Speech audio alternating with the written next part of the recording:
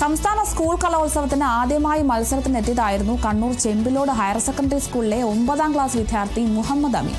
High school വിഭാഗം കന്നഡ പ്രസംഗ മത്സരത്തിൽ അമീൻ എ ഗ്രേഡ് നേടിയിട്ടുണ്ട്. തനിക്ക് മലയാളം പോലെ തന്നെ നന്നായി വഴങ്ങുന്ന ഭാഷയാണ് കന്നഡയെന്നാണ് അമീൻ പറയുന്നത്. ആദ്യമായിട്ടാണ് ഒരു സംസ്ഥാന സ്കൂൾ കലോത്സവത്തിന് വരുന്നത്. ആ കലോത്സവത്തിൽ തന്നെ മത്സരിച്ച ഇനത്തിൽ എ ഗ്രേഡ് നേടുക അത് ഒരു നേട്ടമാണ്. അങ്ങനൊരു നേട്ടം നേടിയ ഒരാൾ നമ്മോടൊപ്പമുണ്ട്. കണ്ണൂരിൽ നിന്ന് വന്ന അമീനാണ്. കണ്ണൂർ ചെമ്പിലോട് ഹയർ സെക്കൻഡറി സ്കൂളിലെ വിദ്യാർത്ഥിയാണ്. ഹൈസ്കൂൾ കന്നഡ പ്രഭാഷണത്തിലാണ്, മലയാളത്തിലൊന്നുമില്ല. അങ്ങനെ ഒരു വേറിട്ടൊരു വഴിയിലാണ് അമീൻ എ ഗ്രേഡ് നേടിയത്. അമീനെ, കന്നഡയിലൊക്കെയാണ് പിടുത്തം അല്ലേ? കന്നഡ ഭാഷ അറിയാവോ? കേട്ട് വായിച്ചു. ഇത് ഈ മത്സരത്തിന് വേണ്ടിയാണോ കന്നഡ പ്രഭാഷണം പഠിച്ചത്? അല്ല, കന്നഡ സംസാരിക്കാൻ അറിയാം. ഒരു തരുന്ന ടോപ്പിക്ക് അതിന് എനിക്ക് അറിയുന്നത് ഓർക്ക് പറഞ്ഞു. ഞാൻ ആദ്യമായിട്ടാണ് സംസ്ഥാന സ്കൂൾ കലോത്സവത്തിന് വരുന്നത്. ആ കലോത്സവത്തിൽ തന്നെ എനിക്ക് എ ഗ്രേഡ് കിട്ടിയെന്നൊന്ന് കന്നഡ പറഞ്ഞു. ನಾನು ಇಲ್ಲಿ ಕಲೋತ್ಸವಕ್ಕೆ ಫಸ್ಟ್ ಟೈಮ್ ಬಂದಿದ್ದೀನಿ.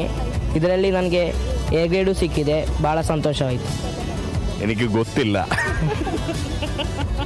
ലേലു അല്ലു അല്ലേ? എന്നിട്ട് ആരാ ഇത് ഈ പ്രസംഗം എഴുതുന്നതാരാ? അവർ സ്പോർട്ട് ടോപ്പിക്ക് വരുമ്പോൾ പറയണ്ടേ. അങ്ങനെയാണ്. എന്താ ഇന്ന് ടോപ്പിക് എന്തായിരുന്നു? എഡ്യൂക്കേഷൻ ആൻഡ് മോഡൽ എല്ലാം പോലത്തെ ടെക്നോളജി. അതിൻ്റെ ഒരു രണ്ടുപേരും പ്രസംഗം എങ്ങനെയാണ് തുടങ്ങിയത്?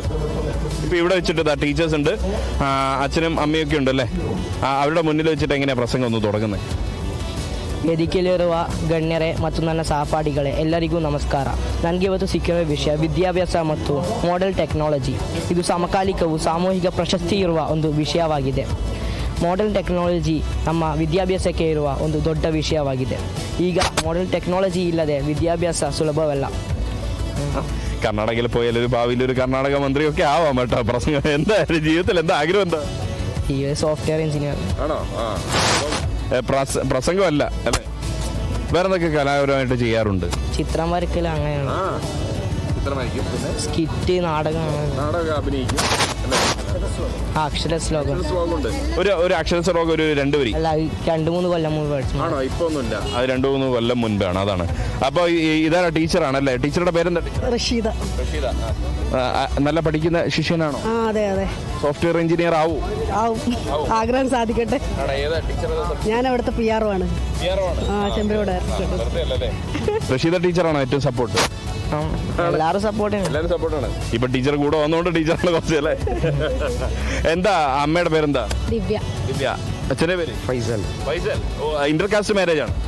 അതെ. എന്താ ആ ഒരു പഴയകാലത്തെ പ്രണയം എങ്ങനെയാ? അല്ലേ, കർണാടകയിൽ നിന്ന് അടിച്ചുകൊണ്ടെന്നാണ്. അതെ, നമ്മുടെ നദികളിൽ സുന്ദരി യമുന സിനിമയിലെ പോലെയാണ്. അതെ. എത്ര വർഷമായി? കഴിഞ്ഞിട്ട് 15 വർഷം.